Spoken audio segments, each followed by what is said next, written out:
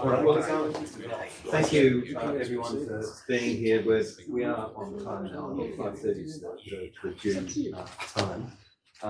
I'm Jeff Farnsworth. I'm the president of the Australian branch of the Chartered Institute of Arbitrators. I'm also a partner here at Holding Redlich. So on behalf of the Chartered Institute of Arbitrators and the partners of Holding Redlich, welcome to this evening's address by Justice Stern. I'd also like to acknowledge the traditional owners of the land on which we meet, and I pay my respects to their elders, past, present, and emerging.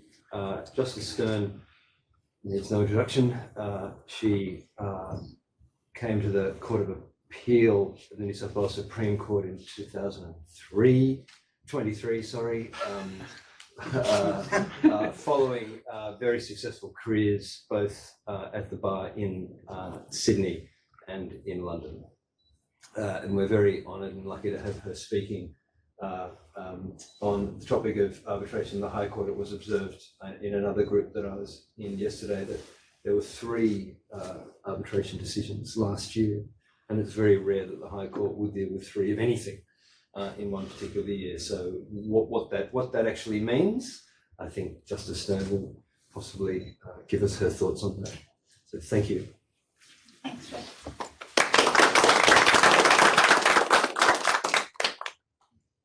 I may not be very good at this, because I don't normally do it, so let's just see how it works. Okay, so I'll begin. I'd like to acknowledge the traditional owners and custodians of the land upon which we meet. I pay my respects to their elders, past, present, and emerging, and extend my respects to the Aboriginal and Torres Strait Islander people here today. And I recognise that for thousands of years, First Nations people have been meeting to discuss ideas on this land in the same way we will do today, and similarly, that they had and continue to have systems of dispute resolution and law which far predate the establishment of the New South Wales Supreme Court. What I thought I would just start with is why look at this topic of arbitration and the High Court. The first, which Jeff really adverted to, is that the High Court's granted special leave and heard a number of arbitration cases in the past 5 or 6 years, and it's quite an unusual number on one subject matter. So I think that shows a level of interest and concern, and that of itself makes what the High Court's got to say, I think, worthy of attention, even though I would say it's always worthy of attention, obviously.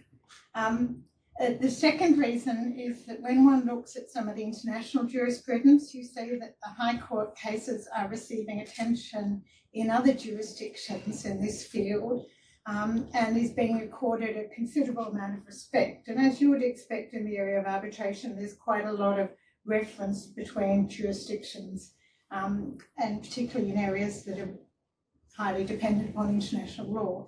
But that's another reason why I think anyone practicing in this field really has to pay close attention to what the High Court said. And during Arbitration Week, I spoke at a conference organised, or at an evening organised by a whole lot of English barristers, and there was a lot of interest in what the High Court was doing, and they were very well aware of what was going on. So I think that's another really a point of interest. And the third reason why I think it's worth looking at some cases together rather than just looking at the cases individually is because it's interesting to look at the approach of the court to issues and the extent to which one can identify any matters of approach that may be of broader significance or any matters of commonality, because I think what all of us, well, maybe me as well, but what practitioners tend to want to do is want to know what the courts are going to do in certain situations. And I think looking at what the High Court's done and trying to see why it's done what it's done is interesting of itself. So the cases that I'm going to be looking at and speaking about today, the first is Rinehart and Hancock Prospecting Pty Ltd, which is a 2019 decision. And some may be aware of the very large amount of litigation that's arisen out of the particular disputes about the Hope Downs tenements, which was really the source of the dispute in Rinehart and Hancock Prospecting. And full disclosure, I was involved in a large number of those cases in Perth where the interaction between the arbitral proceedings and the curial proceedings was constantly at the forefront of the arguments, and there was quite a lot of intense argument and large number of decisions about what should happen in the curial proceedings vis-a-vis the arbitral proceedings, and what the effect of the arbitral proceedings and the range of outcomes might have been on the curial proceedings. And also there was a very particular difficulty arising from the confidentiality of arbitral proceedings and the difficulty that everyone had in the curial proceedings of knowing what on earth was being argued in the arbitral proceedings and what might be decided. And that really feeds into some of what I'm going to speak about today about that case. The second case I'm going to talk about is Kingdom of Spain and Infrastructure Services. That's a 2023 decision, largely concerned with the question of foreign state immunity and also the definitions and the approach to recognition, enforcement and execution. The third case is CBI Constructors and Chevron 2024 decision of the High Court. Kind of a surprising one, I thought, for the High Court to have granted special leave and to have wanted to consider, but anyway, it really concerns who can decide what the scope of jurisdiction in terms of whether or not an arbitral tribunal is functus officio. And that's a case also interesting because there was a split in the court.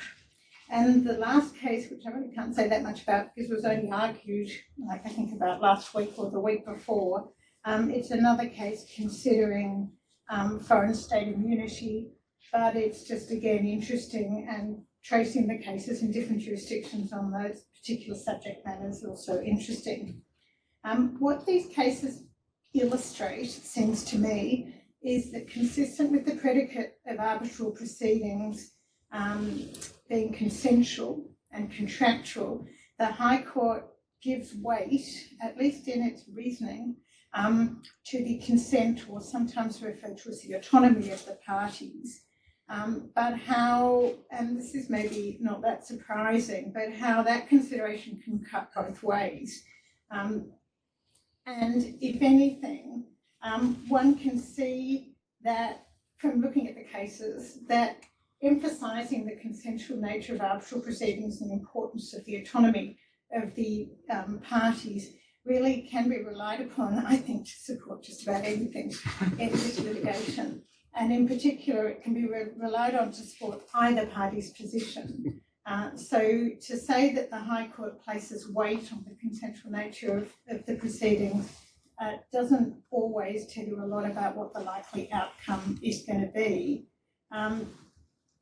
One of the other things that I think one sees from these cases is that our High Court, I think probably for the last 20 years really, has been very focused on construction, always on construction, objective approach to construction, whether it's legislation, contracts, or here we've got treaties, conventions, arbitral agreements, and the importance of context and purpose. And what seems to me that when you look at these cases, you really see a theme of the High Court's approach to construction more generally carrying over into the arbitral field. And so I think in some ways that is maybe sort of the theme, is that the High Court, even though there is the entirely proper reference to international law, etc., I think that the High Court really draws on many of the same themes in developing its body of jurisprudence as to construction more generally. And one sees that also in a number of texts which focus on construction and carry things across. What the cases demonstrate also is there's a continuing role for the courts in determining the ambit and consequences of a party's consent to arbitrate.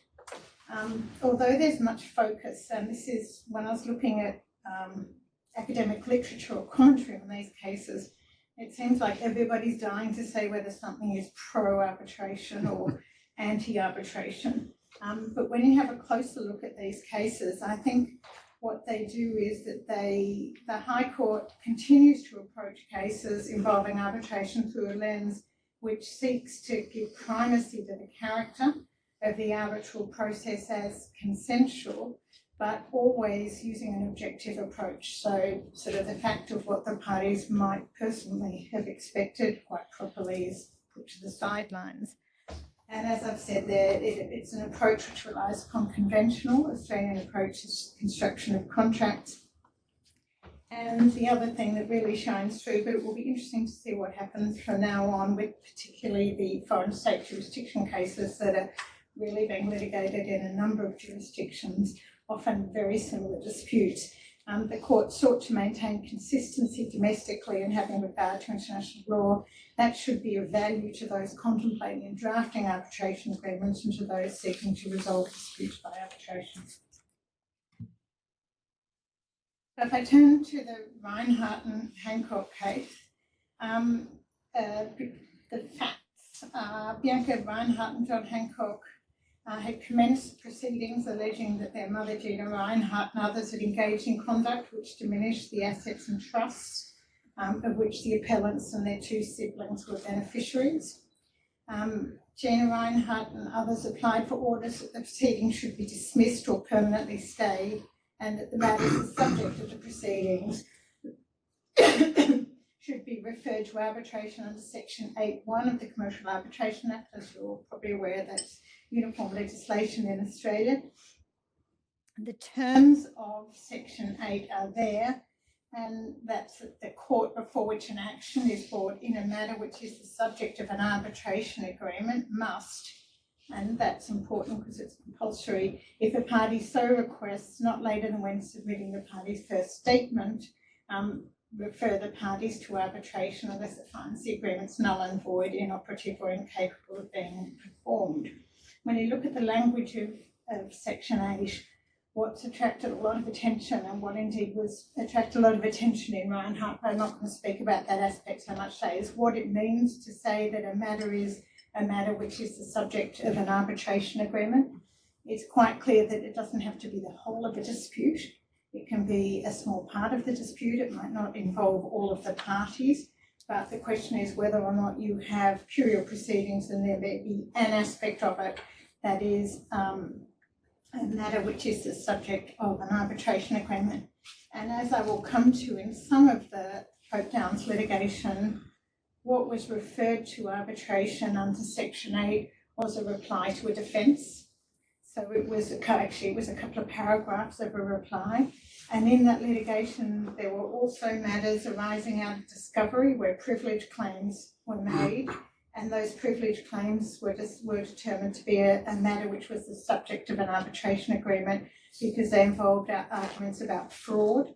And that was something which these Hope Downs states had agreed to litigate. So a matter which is the subject of an arbitration agreement may be a narrow issue or maybe a fairly broad issue.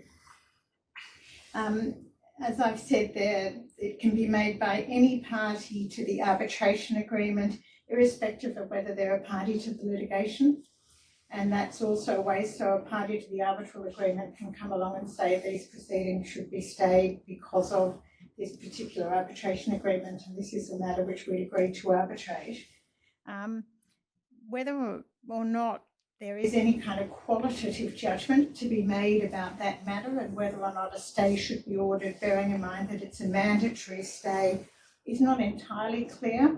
But the Privy Council held in the Family Mart case that the court could refuse an otherwise mandatory stay if the applicant has no real or proper purpose for seeking the stay.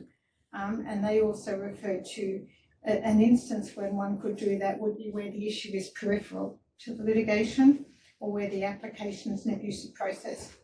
That's not something that is really generally accepted, and there's I'm not saying there's anything wrong with what the Privy Council said, I'm just saying it's not something that you will see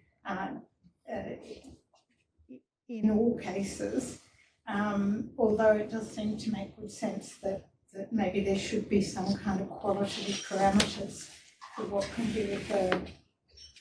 The difficulties with referring a matter, which has to be done, and the stay, is that there's tremendous potential for dislocation of curial proceedings, in particular where you have part only of the curial proceedings stayed, and there may well be overlapping questions of fact and law being determined in the arbitral and the curial proceedings, and there are issues of issue estoppels might arise, and also what does one do with the outcome of an award in arbitral proceedings, what kind of status will that have in litigation involving different parties. So there are a range of issues that arise, which is sort of interesting given that when one looks at Rinehart, the court talks about certainty, and that's one of the reasons for the decision, because I've got to say that the decision in Rinehart has spawned like so many applications and appeals, and you know that's the case when one looks at other cases where similarly you've had issues stayed, you really just end up a huge amount of further litigation. So that's the sort of introductory. Turning to the interpretation of arbitration clauses, which is really the first of the key issues in the Rinehart litigation. In that case, Gina Rinehart relied upon a series of deeds that I'm just going to call the Hope Downs deeds rather than distinguishing between them. And they provided for confidential arbitration in the event there's any dispute under this deed. Bianca and John sought declarations in the proceedings that the Hope Downs deeds were void as against them because their assent to them was procured by misconduct on the part of Gina Rinehart and others. And so the real question was whether or not a dispute as to whether or not the deeds are void is a dispute under this deed. And in litigation that had been brought through the New South Wales Supreme Court, there was a New South Wales Court of Appeal decision. I think the lead judgment was given by Chief Justice Bathurst to the effect that it wasn't. But then the matter came through the federal court and ultimately went to the High Court, and the High Court reached a different conclusion. And that just shows what everyone knows, which is construction is contestable. The High Court referred in the course of the judgments to the speech of Lord Hoffman in the Fiona Trust case, and that I've put on the right-hand side of my slide, and that really is talking about a very discrete approach to construction of arbitral agreements, and that is that the construction of an arbitration clause should start from the assumption that the parties as rational businessmen are likely to have intended any dispute arising under the relationship into which they've entered or purported to enter to be decided by the same tribunal, and the clause should be construed according to the presumption, unless the language makes it clear that certain questions were intended to be excluded from the arbitrator's jurisdiction. Generally, our High Court doesn't seem to like presumptions as to construction, and it's probably unsurprising that here the High Court said we really don't have to consider whether the Fiona Trust approach applies in Australia. This is because what the High Court found was that having regard to well-established principles for the construction of commercial contracts, it couldn't have been understood by the parties to the deeds that any challenge to the efficacy of the deeds was to be determined in the public spotlight. And that conclusion was, and again we see this is just 100% consistent with the court's approach to how you construe commercial contracts, that's supported by background and purposes of the deeds, which pointed clearly to wide coverage, and that was one of the fundamental purposes of the deeds was the quelling of disputes about the title of assets, and that was because it was in the context of the Hancock interest having entered into a joint venture for the mining assets with Rio Tinto, and that was explained to be one of the reasons for entering into the Hope Downs deeds, to give some kind of certainty. Secondly, confidentiality was plainly a serious concern. I think that's because that particular families had their fair share of spotlight. And thirdly, that the family background was consistent with the need for confidentiality. But interestingly, as I said, how things can cut both ways, clearly Bianca and John didn't think that this needed to be determined with the degree of confidentiality that the High Court found was one of the surrounding circumstances on the question of construction. So in terms of what we take from this, you take that arbitration clauses should, at least in the first instance, be interpreted by orthodox principles of interpretation, The starting points that the clause should be construed to seek to discover what the parties actually wanted and intended to agree to, but on an objective basis by reference to language, circumstances known to the parties, and commercial purpose or objects to be secured. And that's just the normal standard approach. In terms of what's happened since, in the case called Canfin Proprietary Limited, Letfin, a 2020 decision of the New South Wales Court of Appeal, Chief Justice Bell said that the fact that it is an arbitration agreement is part of the assumed legal context. And that's a sort of, I think, a kind of a nod of the head to Fiona Trust. So it's not a presumption, but it's saying that when you're looking at the surrounding circumstances, you have regard to the fact that this is an arbitration agreement in an arbitral context. The proper approach to construction has recently also been considered by the UK Supreme Court, and there is some divide in the court, at least in that decision, as to whether one should take a pro-arbitration approach when construing contracts. So in terms of sort of the international status of the Fiona Trust approach, I think there's some divergence as to the need to have recourse to that and whether one should automatically have a pro-arbitration approach when construing arbitral agreements. So then turning to the second aspect of the Rinehart case, and that's what's described as the third-party claim. What happened was that there were three corporations who described as third-party companies. They weren't party to the Hope Downs deeds, but by way of cross-appeal, because they were unsuccessful before the full court, they also sought to stay the claims by Bianca and John relating to the mining tenements. Well, the argument of Bianca and John was that the mining tenements had been transferred to these companies in breach of trust, and that they were entitled to have a constructive trust over those companies by reason of that wrongdoing. And the third-party companies sought to rely upon releases, acknowledgements and covenants in the Hope Downs deeds and sort of stay on the basis that they were what's within the extended definition of party under Commercial Arbitration Acts, because they were claiming through or under a party to one of the deeds, and therefore they are within the definition in Section 2. So Section 2, on the right-hand side of the slide, which sets out that a party means a party to an arbitration agreement, but also includes any person claiming through or under a party to the arbitration agreement. So their third parties' claim was that they were claiming through or under the Hancock parties because an element of the claim against them depended upon whether or not the Hancock parties acted in breach of trust. And that's the way in which it was put. The High Court looked at the previous case when the High Court had looked at this issue, which is Tanning Research Laboratories and O'Brien. And that was a case where a liquidator of a company in proceedings relating to a proof of debt was found to be a party within the extended definition on the basis that the liquidator was claiming, and the word claiming can mean defending or replying, through or under a party to the litigation.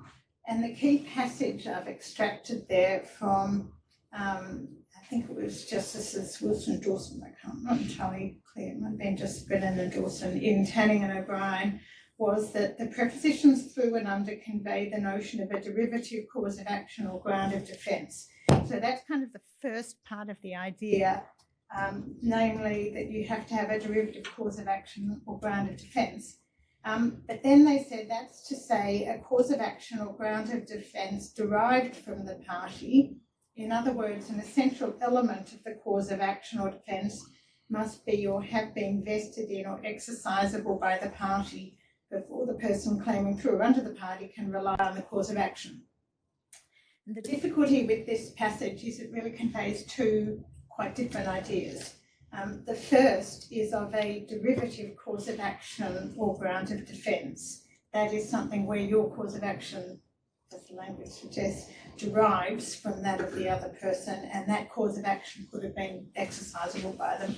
But then the second part of it says if an essential element of the cause of action was vested in or exercisable by the party. And the reason why that's important is because if you've got, as here, a claim of knowing assistance or knowing receipt, that whole claim is an entirely freestanding claim against the third party. However, it depends on a breach of trust, as in an essential element of it is a breach of trust by the wrongdoer. So looking at that, which was the facts here, on one view that doesn't fall within the first phrase of the extract because it's not really derivative cause of action, it's an entirely freestanding independent cause of action. As against that, an essential element of it, which is the breach of trust, is something which was litigable, if there's even a word, by the Hancock parties. So the majority in Rinehart said that the correct test is the second part of that expression, namely whether an essential element of the cause of action or defence was vested in or exercisable by the arbitral party, and that the defence is through or under an arbitral party, provided that the defence puts in issue, among other things, some right or liability which is susceptible of settlement under the arbitration agreement as a discrete controversy, and therefore the third party companies were within the extended definition of a party, and that was because the arbitration agreement covered the question of whether or not the Hancock parties had acted in breach of trust in relation to the Hope Downs tenements. The reasoning of the majority included the analysis that if they didn't decide in this way, the arbitration agreement would be of uncertain operation and there would be increased uncertainty, and that would frustrate the statutory definition. I'm not, for my part, entirely clear why that was so. But Justice Edelman, in dissent on the cross appeal, held that the wired and liberal construction of Section 2.1 was antithetical to the fundamental principle that arbitration is a matter of contract and would compel a third party to submit their claim to arbitration in circumstances where they haven't consented to the procedure. And that is undoubtedly so that the effect of Rinehart is that people who are not parties to an arbitration agreement do not want to be involved in an arbitration, are forced to have their claim arbitrated. And that, of course, gives rise to all sorts of difficulties. For example, they may have had no say in the choice of the arbitrator. They may have had no say in any of the matters that arise up from them. And indeed, what happened in this litigation at one point is that the DFD Rhodes reply in the Hope Down litigation raised an issue that the court found was a matter subject of an arbitration agreement, and that was referred to arbitration. The parties to the Hope Downs arbitration refused to have DFD Rhodes joined to that arbitration. So having successfully argued that the reply should be stayed, which it was, they refused to have DFD Rhodes joined. So then DFD Rhodes was in limbo and ultimately had to start their own arbitration, and whether the other parties were going to engage with that or not was unclear for a long time. I'm not sure where it's ended up. So it sees that, you can see that there are some difficulties with this whole idea of referral of those who have never consented to arbitration agreements to arbitration. So the decision can be seen as somewhat standing against the inherently consensual and contractual character of arbitral proceedings in this way. And the difficulties are compounded by the fact that Section 8 doesn't expressly provide that a referral may be conditional. So, for example, the referral will be a stay, but it's not clear that you can say it's conditional upon the other parties agreeing to arbitrate. So it may end up with somebody effectively being denied access to have their claim determined at all. And in that way, Section 8 is different from the position under the International Arbitration Act, where there is an express power to make a stay conditional. So query whether or not the courts will ultimately say, well, even under Section 8, you can make a stay conditional. It's really not clear. It's also not clear whether or not a stay is once and for all, or whether a stay can be lifted when there's been a referral to arbitration. And it has been noted that there are other jurisdictions that have taken a much narrower approach to the question of through or under. So the Australian approach is by no means uniform. So that is Rinehart. The rest of the cases I'm not going to say as much about. Kingdom of Spain, it was a case involving arbitral proceedings by infrastructure services against Spain under the ICSID Convention, and that provides for an arbitral tribunal to hear and determine disputes between state parties and nationals of other state parties. ISL had invested in solar power generation in Spain, relying upon a subsidy program which had been put in place by Spain. That was then withdrawn after ISL's investment. ISL commenced arbitral proceedings under the RCSID, was awarded the princely sum of 101 million euros. And that was an arbitration which was under the Energy Charter Treaty. The parties had agreed to the arbitration being submitted to the RCSID, so that was the route how that got there. The question before the court was whether Spain's accession to the convention constituted a waiver of state immunity under the Foreign States Immunities Act, such that ISL could enforce its arbitral award under Section 35(4) of the International Arbitration Act against assets in Australia. That's how you get to Australia from Spain. The convention included articles concerning recognition and enforcement, and I'll come to those in a moment, and the High Court held that Spain's agreement to those articles constituted a waiver of foreign state immunity to recognise and enforce but not to execute the award. And in commentary on that decision, it has been said that it's really ultimately people probably want execution. And so given that now we've still got a live issue about execution, although this may give rise to issue estoppels, etc., it's not clear how much this helps. So then if we turn for High Court's reasoning, the court said that waiver of foreign state immunity to be effective, and the principle in international law was that it has to be express waiver. What High Court said that only requires that the expression of waiver be derived from the express words of the international agreement, whether as an express term or as a term implied for reasons including necessity. Whilst waiver based upon inference must be approached with great care, here it was unmistakable. So that's the sort of first potentially unusual aspect, that express waiver can mean waiver by implication.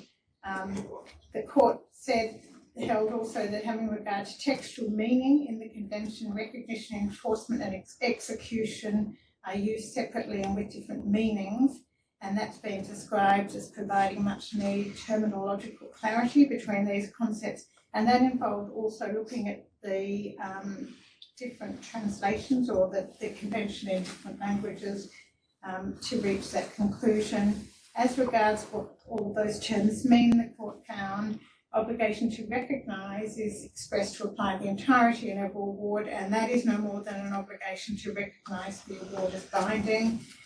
To enforce it is to go no further than to oblige the state to enforce pecuniary obligations, but whether or not enforcement can lead to execution is something that's left entirely to be determined under the domestic law of the contracting state concerning state immunity or foreign state immunity from execution. So that's the matter that is still unclear.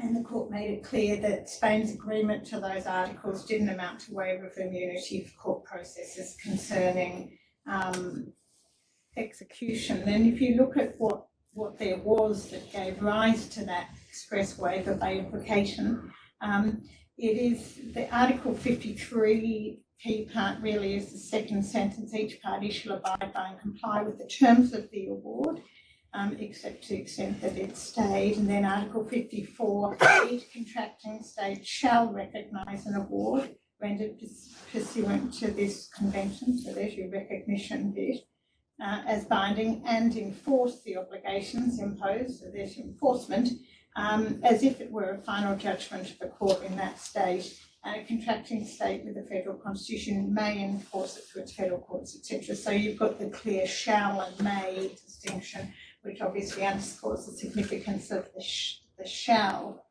And then subclause 2 provides for recognition and enforcement. So if you agree, or if you are part of a cascading series of treaties or conventions that includes something like that, that will be taken to be an agreement which effectively waives foreign state immunity. And the approach really to what these articles meant, again, was very much akin to what one sees to contracts and legislation in Australia generally, although there was also, quite rightly, a focus on international law and custom international law. There was a very strong focus, again, on purpose, which again we see is something that one sees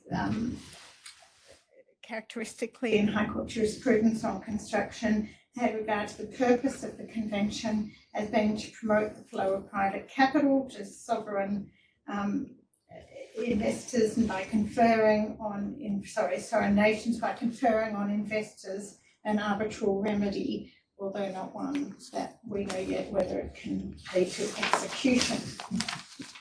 So then looking at what the significance of Kingdom of Spain is and subsequent cases,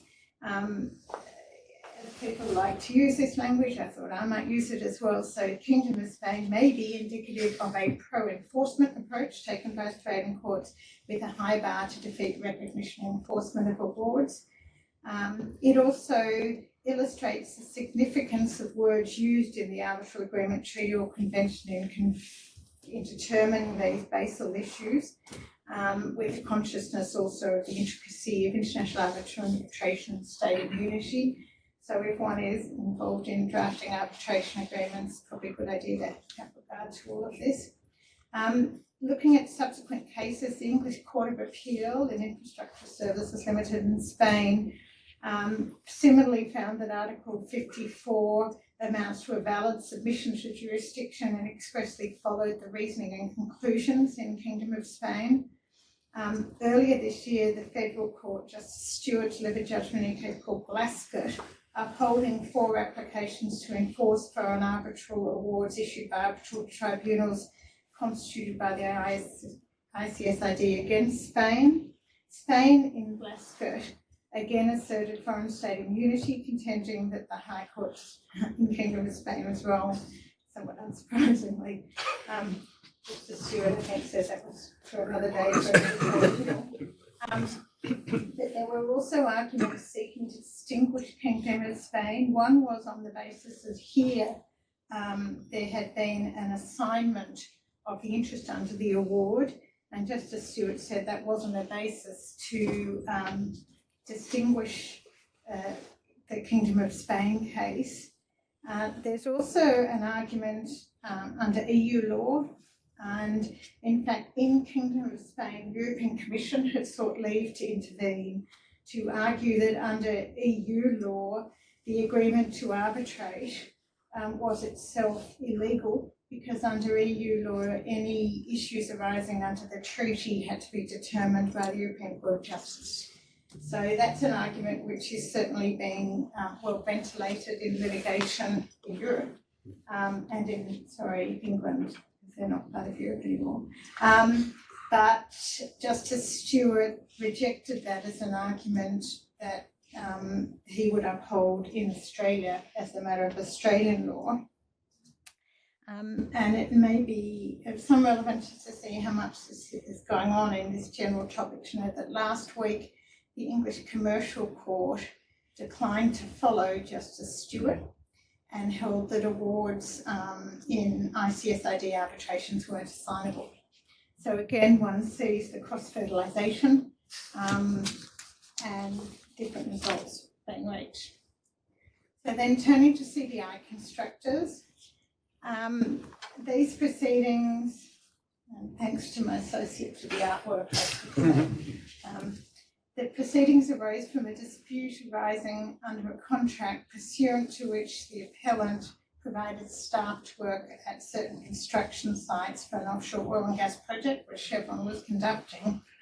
The contract provided that any dispute would be exclusively and finally settled by arbitration, with the arbitration administered using the S.à.r.l, I never know how to pronounce this, rules, and that any award would be final and binding.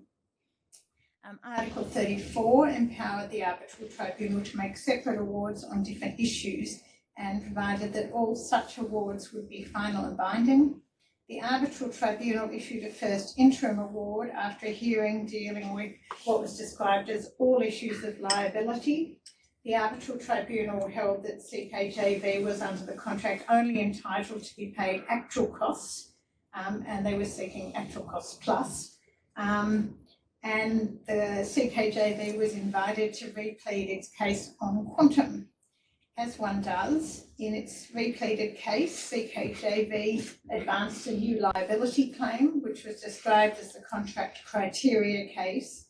Chevron objected to the arbitral tribunal considering the contract criteria case on two bases. First, they said that CKJV was precluded from advancing the new claim by reason of res judicata issue estoppel or ancillary estoppel. And secondly, they contended that the tribunal was functus officio in respect of that case. And that was because all issues of liability had been determined by the first award. That first award had been agreed to be final and binding. And Chevron argued that meant that the arbitrator in fact had no jurisdiction to consider any further issues of liability. The tribunal rejected Chevron's objections and considered and upheld the contract criteria case. So Chevron applied to the Supreme Court of Western Australia under the Commercial Arbitration Act and sought to set aside the second award. And the primary judge and the Court of Appeal found that the arbitral tribunal was functus officio in respect of the contract criteria case. CKJV appealed to the High Court. There were two grounds of appeal. The first was that determination of whether the first interim award precluded the advancement of the contract criteria case was within the exclusive jurisdiction of the tribunal. That is, it was for the arbitral tribunal to determine whether or not they had jurisdiction. It wasn't for the court to determine that, and that was because matters of jurisdiction were matters for the arbitral tribunal itself. The appellant's contention. And there's a second argument, which again is a constant theme in litigation in the past number of years, is whether or not the standard of review which should have been applied by the court is a correctness standard of review, namely was the arbitrator right to find that he or she had jurisdiction, as opposed to standard of review which granted some deference to the arbitrator. Again, in this case we've got a split of the High Court. The majority upheld the decision to set aside the second award because the tribunal was functus officio after issue of the earlier award, and they found that the standard of review is a de novo review on correctness standard. So then, looking at the High Court's reasoning, the majority emphasised that when one's looking at domestic commercial arbitrations governed by the model law, the principle of party autonomy is foundational, and the jurisdiction of the tribunal is based on the parties' agreements. Here, the parties had agreed by contract and by agreeing that the arbitration would be administered by the S.à.r.l rules, that all awards would be final and binding, and by implication that multiple awards would not be made on the same issue. And the court drew a distinction between the effect of an award on the parties, which would be give rise to an issue estoppel, and the determination of what was within the arbitrator's jurisdiction on the other hand. And that the effect of an award on the arbitrator, namely whether or not he or she is functus, is something which is not within the arbitrator's jurisdiction. So in that way, in some ways, I think a kind of surprising decision. The court held that just the meaning of final and binding, they said that it can operate at 3 levels. in respect of the arbitral tribunal, which cannot modify the award, in respect of the parties who are bound by the findings, or in respect of the courts. And here what was significant was that it found the first meaning applied, and probably as well as the second, but they didn't need to determine that. And they said that once final and binding awards made, the arbitral tribunal has no authority or jurisdiction to further consider the subject matter of that award. And so therefore a decision on the subject matter doesn't fall within the scope of the submission to arbitration, and therefore the award's liable to be set aside. And they said that they accepted, again as one would, the policy of minimal curial intervention. They said that's commonly accepted, but they found that here curial intervention was necessary.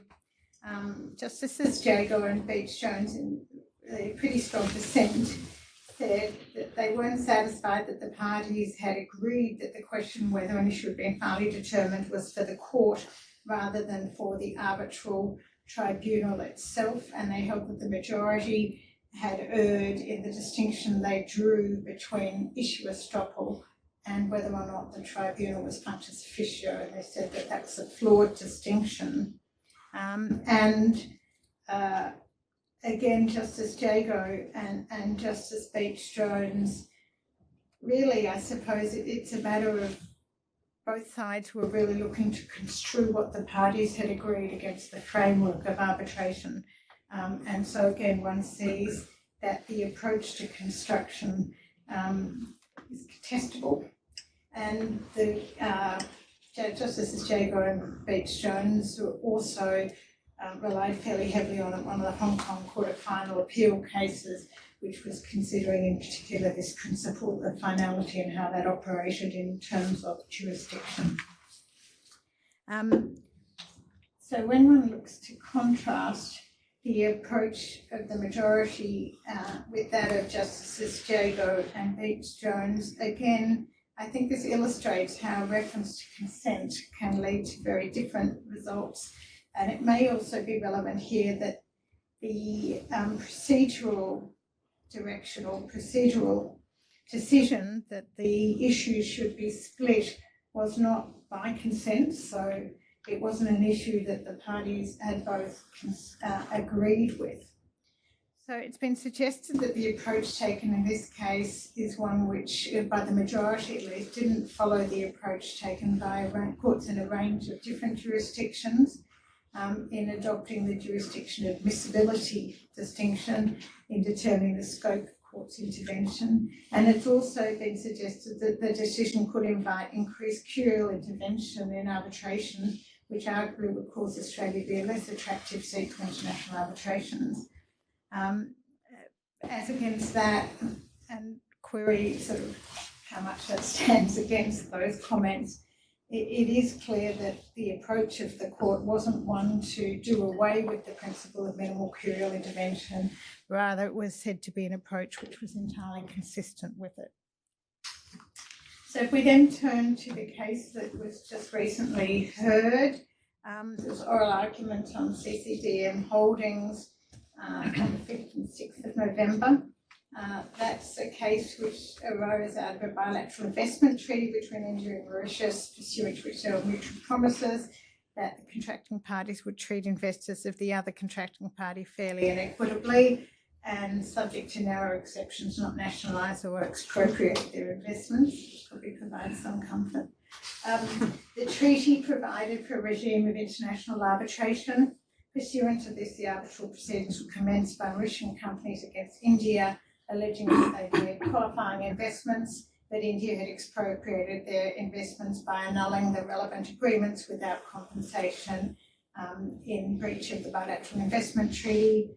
The arbitral tribunal issued an award on jurisdiction and merits, found that the investors had made a qualifying investment, that India had breached the treaty. Proceedings were brought by proceedings against India for recognition and enforcement of the award on quantum, and India applied to set aside the originating process, and the primary judge dismissed that interlocutory application, finding India had submitted jurisdiction within the meaning of the Immunities Act. So it's a similar issue really to that which arose in the Kingdom of Spain case.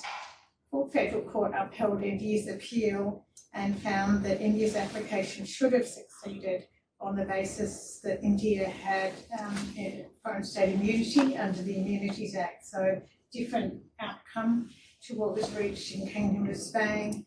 And the reasoning was that India hadn't waived its foreign state immunity by ratifying the 1958 New York Convention because there was a reservation to its ratification, such that ratification only applied to differences arising out of legal relationships, whether contractual or not, which are considered as commercial under the law of India. As to that, neither party led any evidence of what the law of India was. So the case was determined on the presumption that Indian law is the same as Australian law. And the court held that having regard to that reservation, India had no obligation to Australia to enforce the New York Convention other than in respect of those differences, namely differences that are considered as commercial under the law of India, and that there was no broader obligation to enforce. And so the whole case ultimately turned on whether the award determined differences arising out of legal relationships considered as commercial under the law of India. And what the court said is they characterised India's relationship with the bilateral investment treatment as something that was in the realm of public international law, that gave international law rights to private investors in India and as not a commercial relationship. That's kind of interesting in a way, I think, because clearly one's talking about investments in programs, and the characterisation of that as not a commercial relationship because of the public international law context is in some ways, I think, interesting. And the court found that India's annulment of the agreement was for reasons of public policy and wasn't based on, nor did it arise from, a commercial relationship. Again, sort of interesting as to what, as a matter of Australian law, because of the presumption that Indian law is the same as Australian law, led to the decision. So now we've got the challenge in the High Court, and the contention is that it's plain that a commercial reservation made by a contracting state doesn't affect its consent to the exercise of jurisdiction by another contracting state to give recognition and enforcement to an award to which the former is a party. So it's the broad argument, namely that the reservation doesn't alter what would effectively be regarded to be the waiver or the agreement for jurisdiction. And they argued Australia now owes an obligation to enforce the quantum award subject only to Australia's own reservations rather than subject to India's reservations, which again is different to how the full court argued it. And there's a challenge that the annulment wasn't based on or arose from a commercial relationship, including on the basis that United States courts have found that the protection of bilateral investment treaty that affords direct rights to investors is a commercial legal relationship. India, perhaps unsurprisingly, relies upon the High Court's earlier decision in Kingdom of Spain, that it's rarely accomplished by implication, and they say that the waiver must be clear and unmistakable, and they submit the case should be distinguished from Kingdom of Spain because the New York Convention doesn't deal with the issue of sovereign immunity that was dealt with more directly in the ICSID Convention. And then the Commonwealth Attorney General granted leave to intervene, and broadly set out there that the contentions. They say that the New York Convention does give rise to a sufficiently clear and necessary implication of waiver, and they contend that India's ratification subject to commercial reservation has the effect that it's unmistakably submitted to the jurisdiction of Australian courts only with respect to awards within that reservation. So that's the position, although they don't take a position on whether or not this would be considered to be a commercial award. And then just looking briefly at the position in similar cases, there's a number of cases raising very similar issues. There's a recent English High Court decision, CCDM India, where they found that ratification of the New York Convention is not on its own a waiver of sovereign immunity under the United Kingdom legislation. And they said that partly it's because there was no indication that it was the intention of the drafters of the New York Convention to preclude immunity-based arguments in enforcement actions against states. But that decision is now on appeal to the English Court of Appeal, and it's kind of subject matter that one could imagine may well go up to the Supreme Court. But the Quebec Court of Appeal in India and CCDM Holdings 2024 decision holding that India had waived its immunity for enforcement by consenting to arbitration under the Bilateral Investment Treaty and having regard to the New York Convention. And there we see the Quebec Court of Appeal, all those miles away, having regard to Kingdom of Spain and relying upon that. And that really is all I wanted to say about the cases. I think I've probably really said what I was going to say in conclusion by way of opening. And I've been speaking for a very long time. So that really is all I wanted to say, and I hope that's made of some interest. Very much.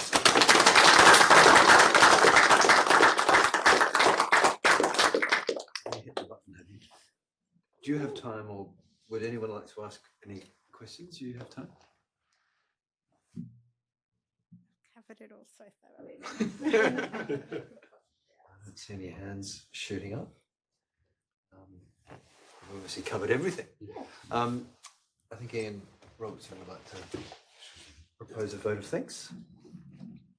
Sit next to you for that. Well, thanks, Jeff. I'm Ian Robertson, a partner and the chair of Holding Redlich. I just want to briefly say two things. The first is, again, it's a pleasure for us to host a function for the Institute. It's always a pleasure, and we're honoured to have Jeff in the role of president as well. And secondly, to thank Her Honour and ask you to join me in doing so for her insightful and thorough analysis of 4 very interesting and important cases and the implications of the 3 judgments that have been delivered by the High Court. Her Honour mentioned to me earlier that she's been sitting in court all day and has more work to do tonight before she does the same thing tomorrow. So we're very grateful for you making the time to present to us today. Thank you very much.